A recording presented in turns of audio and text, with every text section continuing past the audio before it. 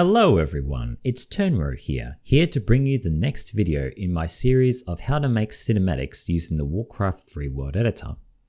And beginning with the last video, we started to cover the different areas or things that we can do to make our cinematics more interesting to watch for the player. So far we've covered over cameras, but also probably another equally as important area when using cinematics is sound. Now we briefly covered over how we can include sound within the first tutorial video, but just to recap, all we do is we go into the sound editor within the Warcraft 3 world editor, we find the sound that we wish to use, we can play the sound by double clicking on it to see what the sound entails, we can then right click on it and go use as sound if we wish to use that sound within our cinematic.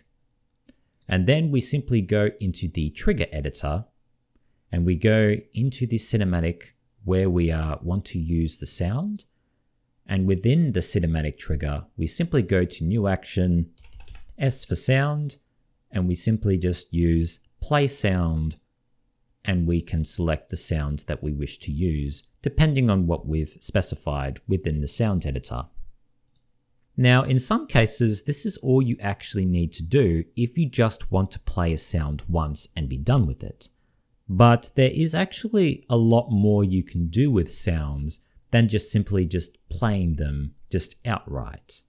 And what we're going to cover in this tutorial video is not only how we can play sounds, but also how we can manipulate them depending on what we want to do. So, if we go back into the sound editor, you will notice that there are different folders that we can select from different sounds.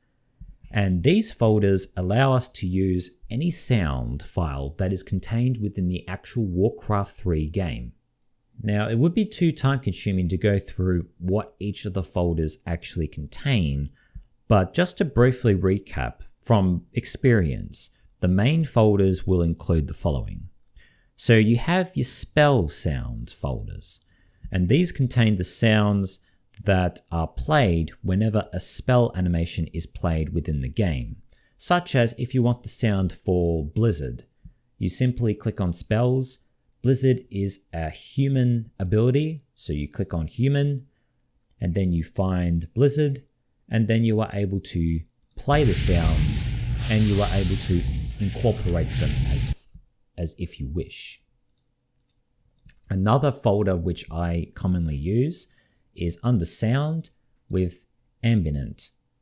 And ambient is simply another word for background sounds. So if you want a sound such as a lake or the water rushing along the shore or birds chirping or wind, etc., you'll be able to find such sounds within this folder. And you may have not noticed that the game actually has these types of sounds because they're fairly light and they're not easily noticeable, but they are there for creating a sense of realism within the environment. And finally, if you're after unit-specific sayings, you'll either find them under buildings, so such as the Altar of Kings, where you have the sound that plays when a player selects the Altar of Kings, or you'll find unit-specific sayings whenever you click on them in-game based on the type of race that they're in, along with the folder, and then you are able to play the sound and acquire what you need. But regardless of what type of sound you actually want to use that's contained within the game, when you actually have included the sound in the sound editor, if you double click on it, you'll notice that there are a series of options that show up. Obviously, you are able to give it a different name if you please. For the most part, some of these options you don't actually need to edit, but we will go into depth of what they mean. So in regards to volume, this is pretty self-explanatory. Increasing the volume means you give it a higher number, and decreasing the volume means you give it a lower number. Fade in, fade out. This refers to the amount of time it takes for the sound when it plays, for when it fades in, meaning that it starts at 0% and then it goes to 100% volume over a period of time, at the beginning and also at the end. And I believe this is specified in milliseconds. Pitch refers to whether or not the sound has perfect pitch, which is 1 by default. To give the sound a higher pitch, you simply give it a higher number, and to give it a lower pitch, you simply give the sound a lower number. And for those of you who have no idea what a pitch means, I'll give you an example. So this is me talking in a high-pitched voice, and this is me talking in a low-pitched voice. Now, in regards to effect and channel, we'll go into more depth into these later, but essentially what it is each sound within Warcraft 3 that exists by default has a certain categorization within it, such as there's a category for sounds for spells, and then there's a category for combat sounds, and there's a category for music and ambient sounds, etc. Generally, in most cases, when you use a sound, it will come under the effect of default and a general channel. In which case, if it's a sound that you just want to play once, such as for the Warlock Appears sound, you can leave it on those settings. Now, going back to the Altar of Kings, you'll notice that there is a 3D sound that has been checked, but not for Warlock Appears. What does 3D sound actually do? Well, if we say, for example, we are right next to Samuro and he is talking.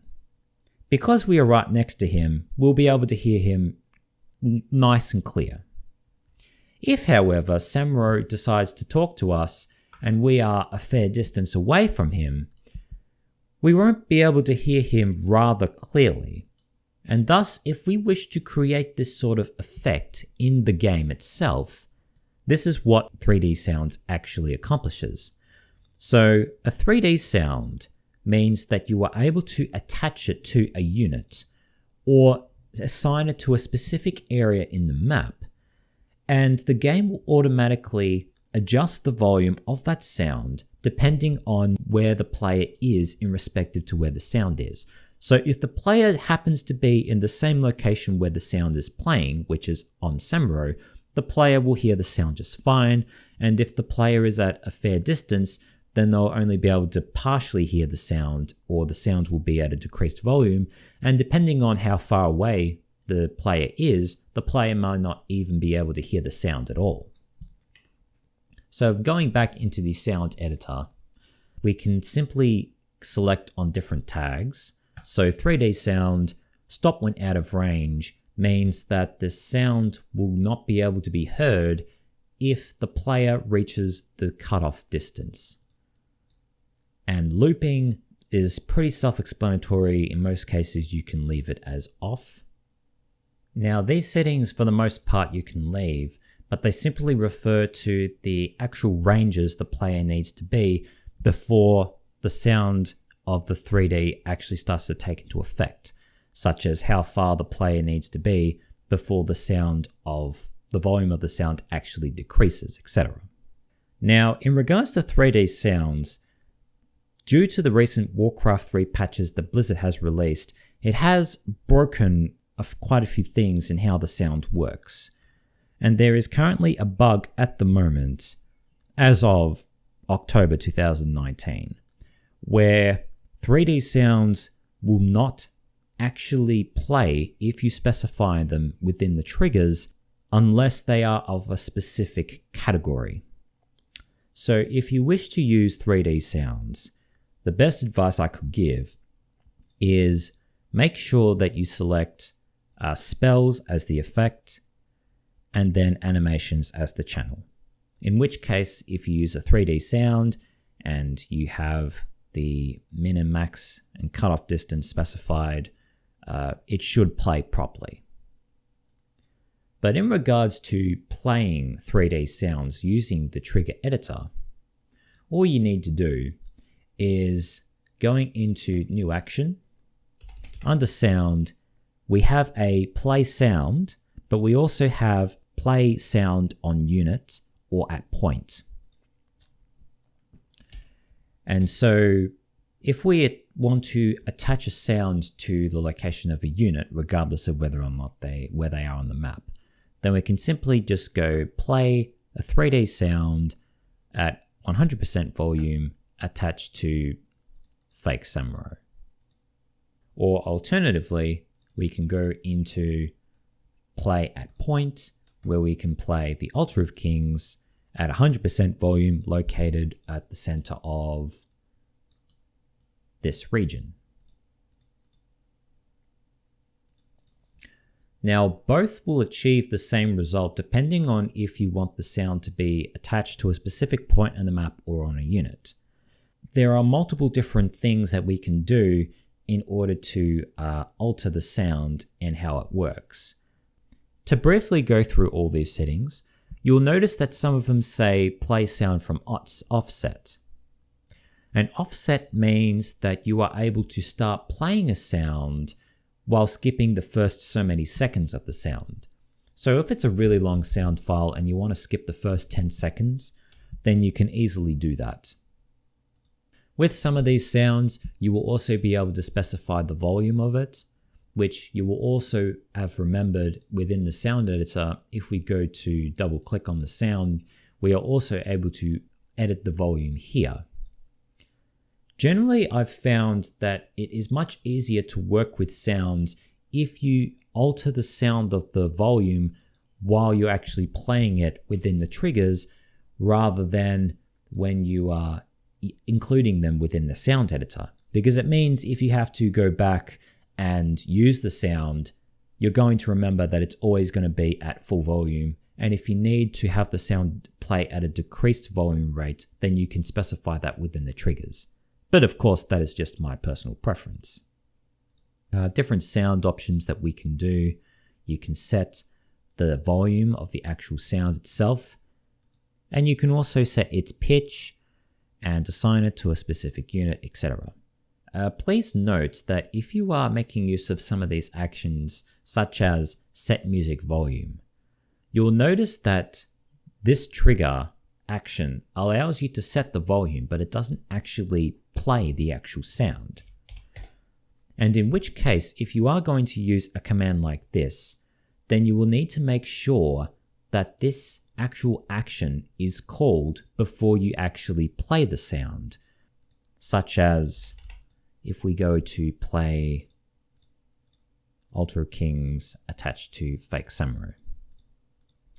So you will need to have them in order like this and not like this.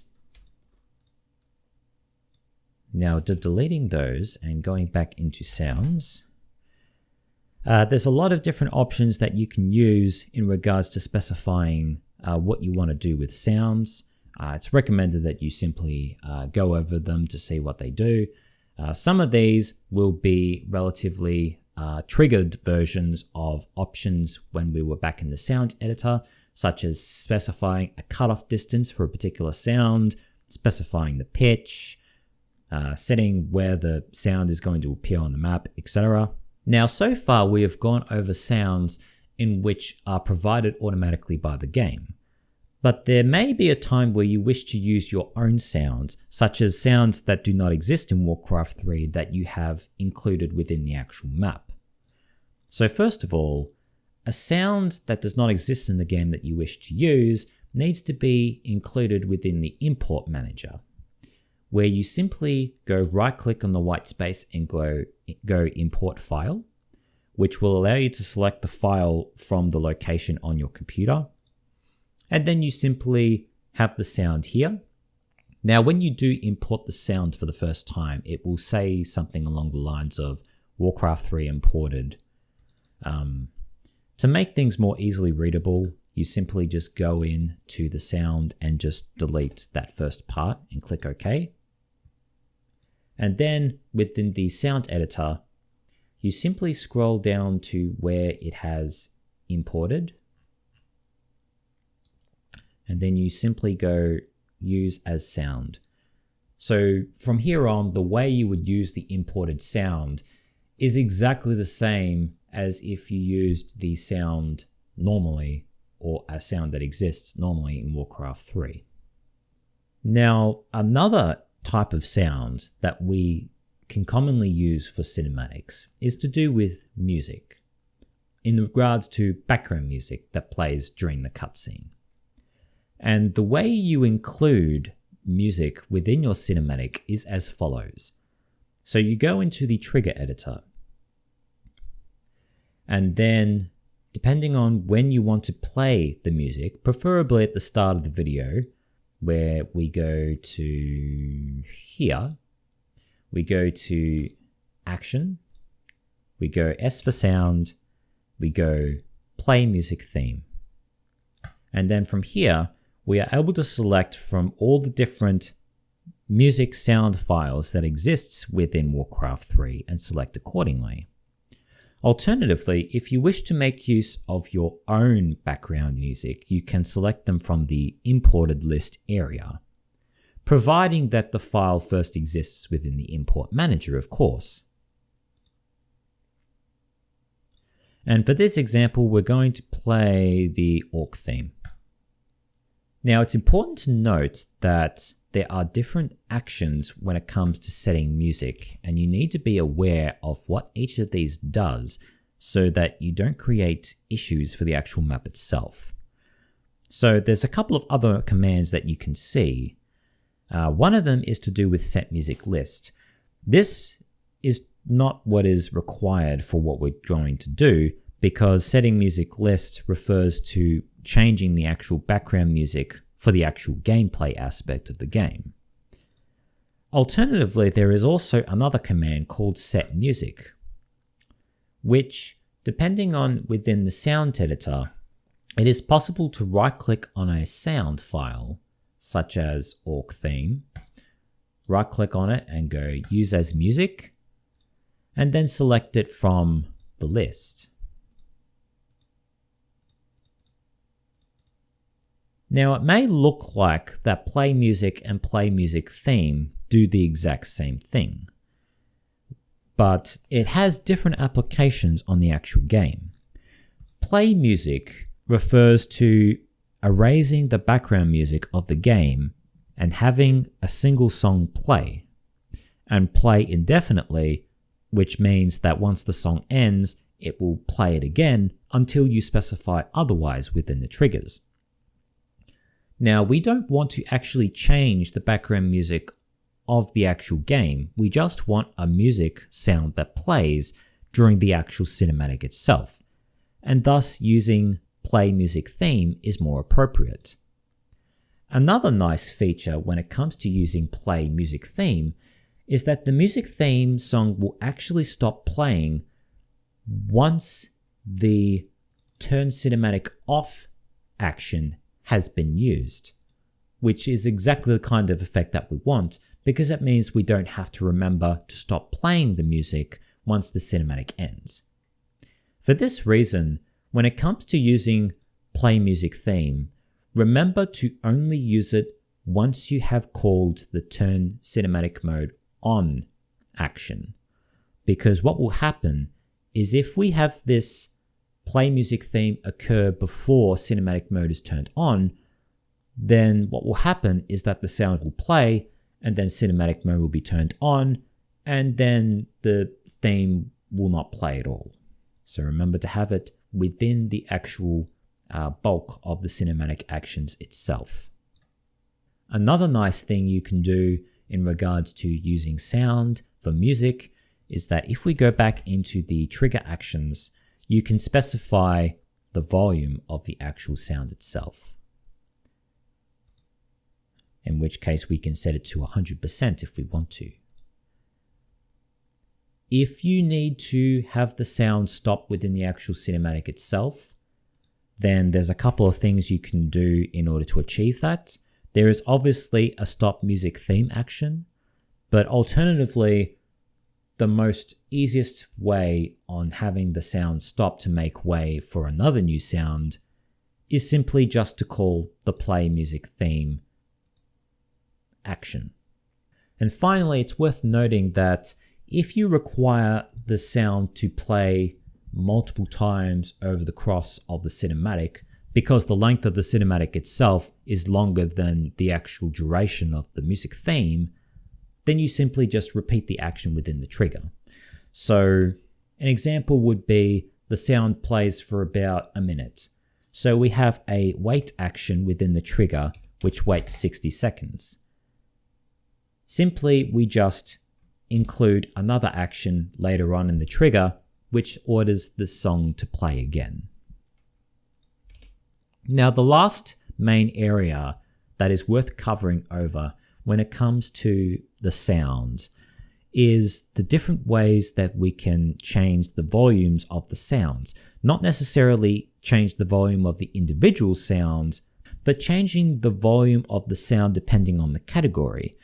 Such a feature can become useful, such as if we are having a scene of a battle going forth. We want the actual sound of the combat, such as the units hitting each other and the spells and the death animations, to all play on full volume. We can achieve that by simply going into new actions and going under sound.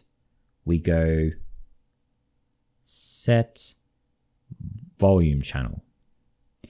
And in here, you'll find the different categories for the different sounds that we wish to use. Ambient sounds, as explained before, refers to background sounds. Animation and spell sounds is also pretty straightforward.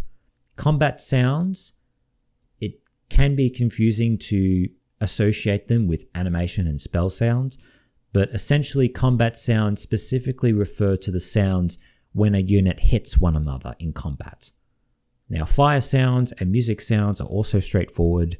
Now you will notice that there is a set music to 100% in under set volume channel, along with a set music volume to 100%. So on the surface it looks like that there are two actions that achieve the exact same thing, but it is sort of misleading. When you set the music volume through the set volume channel action, what you are doing is you are specifying the volume of the music for the actual background music within the game.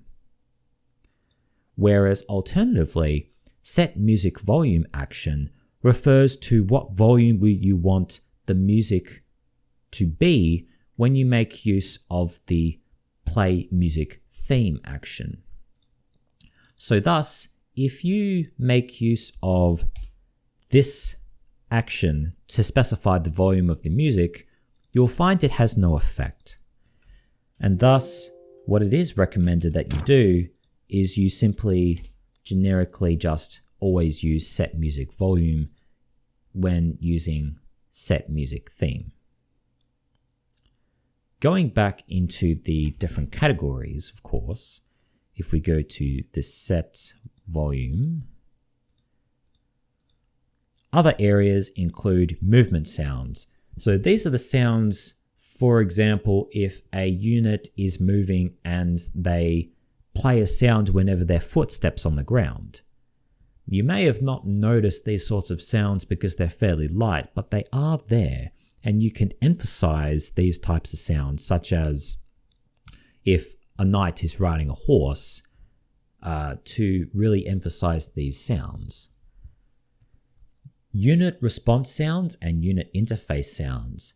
For the cinematic purposes, you don't need to worry about. But to briefly explain what they achieve, we'll go back into the sound editor. So an interface or response sound can refer to either one of the two following. So if we go into, if you're playing the game and you are researching an upgrade and the research is complete, an interface sound will be something like research complete or upgrade complete. Because these sounds are associated with the actual gameplay aspect of it, we can ignore them for cinematic purposes. And alternatively, when we click on a unit in-game, such as a footman, an interface sound can also refer to Orders? What do you need? or Yes, my liege. One thing I forgot to mention earlier is when you make use of the cinematic mode option within the triggers, the game will automatically adjust the volume of these different categories for you. In that way, we don't have to worry about manually setting these category volumes each time the cinematic runs. The action is really only used if you really want to specify the volume of it for the actual cinematic purposes. So usually I've found that I only need to edit these settings if I need to have a battle scene, in which case I would simply specify the volume of the animation and spells along with the combat sounds as well. And we simply move this section to underneath here. Keep in mind though that specifying the sound volumes for these different categories affects the entire game.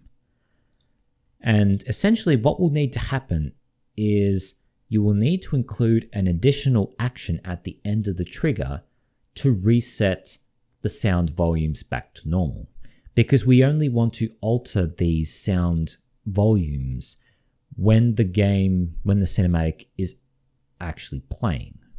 So at the end of the cinematic, once the cinematic mode has been turned off, we simply include a new action where we go sound and we make use of the reset all volumes channels to 100%. And this will undo any specific volume channel change that we have made within the actual trigger itself. So feel free to experiment and alter different sound volumes to however you please, but remember to include the reset all volume channels at the end of the cinematic.